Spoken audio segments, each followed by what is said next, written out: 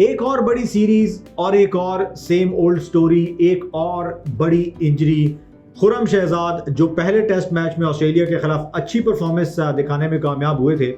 वो during first test जो है उनको कुछ पेन हो रही थी और अब खबर ये आ चुकी है कि साइड स्ट्रेन इंजरी की वजह से वो आगे आने वाले मैचेस से बाहर हो चुकी है। अब वो लाहौर आएंगे और अपना रीहैब स्टार्ट करेंगे।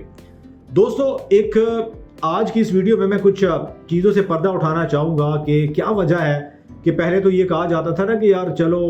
फास्ट बॉलर जो है वो हमारे वेल ट्रेंड नहीं होते और डोमेस्टिक में उनका एक्सपीरियंस नहीं होता, जब वो किसी अच्छी सीरीज़ में जाते हैं तो बॉडी उस तरीके से यूज टू नहीं होती तो ये इंजर्ड हो जाते हैं। लेकिन खुरम शहजाद को क्या हुआ? खुरम शहजाद तो 46 फर्स्ट क्लास मैचेस खेले हुए हैं, उनका तो तजर्बा भी है, सीजनल प्लेयर भी थे, लेकिन उसके बावजूद भी सिर्फ 38 ओवर कराने के बाद उनकी इंजरी होगी। क्या रीजंस हैं इस वीडियो में मैं आपको बताऊंगा। देखिए, जो प्रोफेशनल एथलीट्स होते हैं ना, उनका आपको पता है कि वो अकॉर्डिंग टू सिचुएशन अपनी बॉडी को जो है वो रीशेप करते हैं और उस लिहाज से ट्रेनिंग करते हैं। अगर आपने रनिंग ट्रेडमिल के ऊपर करनी है तो ऑब्वियसली आप ट्रेडमिल के ऊपर ही भागेंगे। ऐसा तो नहीं है कि आप जो है वो बर्फ़ के ऊपर भागना शुरू कर देंगे या किसी ऐसे सरफेस के ऊपर भागना शुरू करेंगे कि जिससे आपकी इंजरी के चांसेस ज़्यादा होंगे। सेम लाइक में इसकी एग्जांपल इस वजह से ये दी है कि जहाँ पर आप को भागना होता है या जिस लिहाज से जिस सरफेस के ऊपर आपने compete करना होता है, आप उसके अकॉर्डिंग अपनी बॉडी को रीशेप करते हो और फिर आप हर किस्म की कंडीशन के अंदर जो है वो आप फिट इन हो जाते हो। पाकिस्तान के यहाँ प्रोफेशनलिज्म जो है वो ना होने के बराबर है। हमारे यहाँ होता क्या है कि अगर आप ऑस्ट्रेलिया जा रहे हैं टूर के लिए, आप इंग्लैंड टूर के लिए जा रहे हैं, तो जो प्रोफेशनल टीमें होती हैं वो क्या करती हैं कि अगर आपका इंग्लैंड का टूर है तो आप उस लिहाज से आपकी मैनेजमेंट सोचती है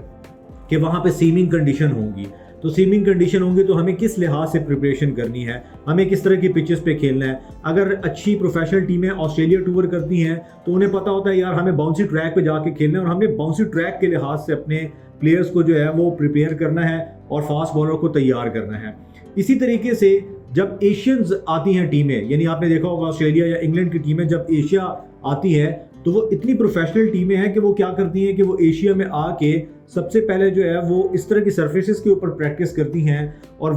कोशिश करती हैं कि उनको वहाँ के उस मुल्क के ऐसे कुछ बॉलर्स मिल जाएं जो कि स्पिन अच्छा करते हों, तो वो उनके यहाँ प्रैक्टिस शुरू कर देते हैं। वो अपने मुल्क से ऐसे जो डोमेस्टिक से प्लेयर्स को साथ ले जाते हैं वहाँ पे प्रैक्टिस के लिए, या इवन दो कि वो एशिया से किसी भी अच्छे स्पिनर को हायर कर देते हैं जो लेजेंड होता है, उसे उस स्पेसिफिक सीरीज़ के लिए जो है वो कॉन्ट्रैक्ट पे ले आते हैं और वो उनकी ट्रेनिंग करते हैं। सो ये प्रोफेशनलिज्म होता है। सवाल मैं वही पे दोबारा लेकर आऊँगा कि खुरम शहजाद के हवाले से जो एक बात सामने आई है कि 36-38 ओवर करके ही उनको इंजरी का सामना करना पड़ा। ये ऐसी कोई इंजरी नहीं है कि वो भागते हुए वो गिरे हैं या उनका एंकल ट्विस्ट हुआ है या फिर जो उनको नी इंजरी इस तरीके से हो गई है कि गिरने की वजह से हो गई है जैसे शाहीन अफरीदी की हुई थी, बल्कि जोर लगाने की वजह से इस पहले मैच के अंदर ही उनको इंजरी हो गई और वो अब आई डोंट नो कि कितने अरसे तक बाहर रहते हैं और ये इंजरी कब तक प्रोलॉन्ग करती है। लेकिन एक्चुअल जो सारी क्रस्ट ऑफ द स्टोरी है वो यही है कि भाई जब आप इतने मुश्किल टूर पे जाते हैं तो इम्पॉर्टेंट ये है कि आपके जो फ्रंट लाइन जितने भी बॉलर होते हैं, ये नहीं कि जो आपकी टीम में खेल रहे हैं, बल्कि आने वाली जो लॉट है जिसमें खुरम शहजाद हैं, ये मीर हमजा हैं, या इस टाइप के जितने भी बॉलर हैं, आपने उनको वो इन्वायरमेंट प्रोवाइड करना है। आपका मेडिकल सपोर्टिंग स्टाफ ऐसा होना चाहिए, आपका फिजियो ऐसा होना चाहिए कि जिसको हर कंडीशन का पता हो और उसे पता हो कि मैंने प्लेयर के मसल्स को कैसे डेवलप करवाना है, कैसे एक्सरसाइजेज उसे बतानी है, कैसे उसके ऊपर वर्किंग करनी है ताकि वो उन कंडीशंस में जाके जल्दी इंजरी का शिकार ना हो। अगर सिर्फ एशियन ममालिक की बात होती तो इंडियन फास्ट बॉलर जो है वो क्यों इतना टेस्ट क्रिकेट के अंदर अच्छी विकेटें निकाल जाते हैं और उनके कई बॉलर्स आए और गए और आगे आ रहे हैं कि जो 200 से ज़्यादा टेस्ट विकेटें अपने करियर में ले चुके हैं। लेकिन हमारे यहाँ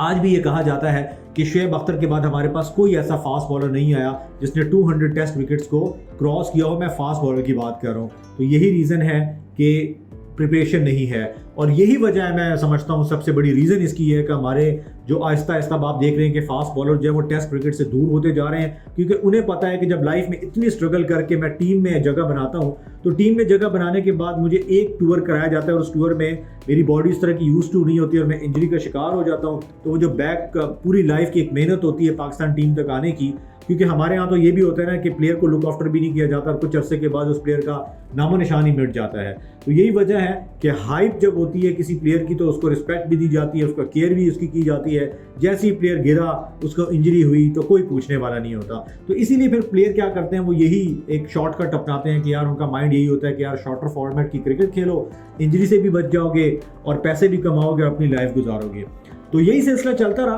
तो मैं आपको लिख के दे सकता हूँ कि पाकिस्तान की जो क्रिकेट है वो आपको आगे आने वाले 4-5 सालों में एक या तो T20 तक महदूद होते हुए दिखाई देगी, या फिर ज़्यादा से ज़्यादा जो है वही हाल होगा जो हमारा हॉकी का हाल हुआ है। सो अभी क्रिकेट के बोर्ड के अंदर बजट भी है, पैसा लगा भी सकते हैं, तो इंफ्रास्ट्रक्चर के साथ साथ कहीं ना कहीं जो है प्लेयर्स डेवलपमेंट के ऊपर, प्लेयर्स की फिटनेस के ऊपर, उनकी ट्रेनिंग्स के ऊपर जो है प्रोफेशनल लोगों को लेकर आना पड़ेगा और उनको उस मयार के ऊपर जो है वो तैयार करना पड़ेगा जहां पर प्रोफेशनल क्रिकेट के अंदर हम दुनिया भर में देख रहे हैं। अगर आपको ये वीडियो पसंद आई है तो हमारे चैनल स्पोर्ट्स जुनून को सब्सक्राइब कीजिए और बेल आइकन को प्रेस कीजिए।